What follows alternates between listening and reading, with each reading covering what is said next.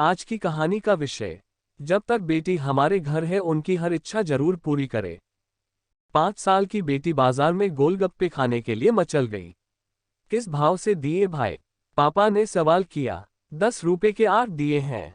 गोलगप्पे वाले ने जवाब दिया। पापा को मालूम नहीं था गोलगप्पे इतने महंगे हो गए हैं। जब वे खाया करते थे तब तो 1 रुपये के 10 मिला करते थे। पापा ने जेब में हाथ डाला, 15 रुपये बचे थे। बाकी रुपये घर की जरूरत का सामान लेने में खर्च हो गए थे।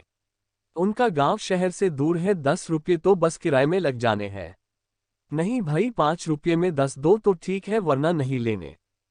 ये सुनकर बेटी ने मुंह फुला लिया। अरे अब चलो भी, नहीं लेने इतने महंगे।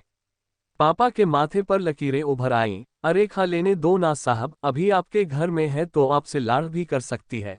कल को पराए घर चली गई तो पता नहीं ऐसे मचल पाएगी या नहीं, तब आप भी तरसोगे। बिटिया की फरमाइश पूरी करने को गोलगप्पे वाले के शब्द थे तो चुभने वाले, पर उन्हें सुनकर पापा को अपनी बड़ी बेटी की याद आ गई, जिसकी शादी उसने 3 साल पहले एक खाते पीते पढ़े लिखे परिवार में की थी।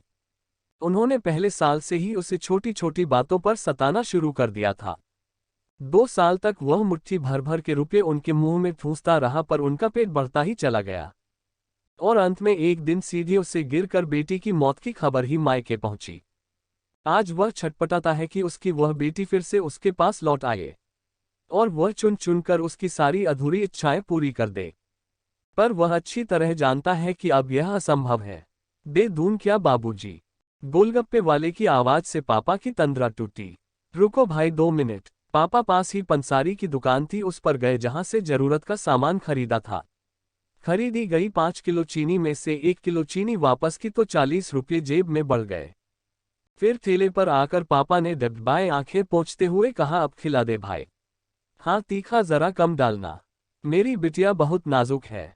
सुनकर 5 वर्ष की गुड़िया जैसी बेटी की आंखों में चमक आ गई और पापा का हाथ कसकर पकड़ लिया। जब तक बेटी हमारे घर है उनकी हर इच्छा जरूर पूरी करे। क्या पता आगे कोई इच्छा पूरी हो पाए या ना हो पाए। ये बेटियां भी कितनी अजीब होती हैं, जब ससुराल में होती हैं तब मायके जाने को तरसती हैं। सोचती है कि घर जाकर माँ को ये बताऊंगी, पापा से ये मांगूंगी, बहन से ये कहूंगी, भाई को सबक सिखाऊंगी और मौज मस्ती करूंगी। लेकिन जब सच में मायके जाती हैं तो एकदम शांत हो जाती है, किसी से कुछ भी नहीं बोलती। बस माँ बाप भाई बहन से गले मिलती है, बहुत बहुत खुश होती है।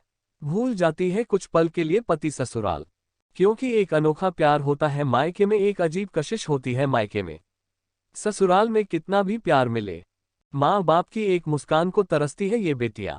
ससुराल में कितना भी रोए पर मायके में एक भी आंसू नहीं बहाती ये बेटियां, क्योंकि बेटियों का सिर्फ एक ही आंसू माँ बाप भाई बहन को हिला देता है, रुला देता है। कितनी अजीब है ये बेटियां, कितनी नटखट है ये बेटियां, भगवान की अनमोल देन है ये बेटियां। हो सके तो बेटियों को बहुत प्यार दे, उन्हें कभी भी न रुलाए, क्योंकि ये अनमोल बेटी 2 परिवार जोड़ती है, 2 रिश्तों को साथ लाती है अपने प्यार और मुस्कान से। हम चाहते हैं कि सभी बेटियां खुश रहें हमेशा, भले ही हो वो मायके में या ससुराल में। खुशकिस्मत है वो जो बेटी के बाप हैं। उन्हें भरपूर प्यार दे, दुलार करें और यही व्यवहार अपनी पत्नी के साथ भी करें, क्योंकि वो भी किसी की बेटी है और अपने पिता की छोड़कर आपके साथ पूरी जिंदगी बिताने आई है।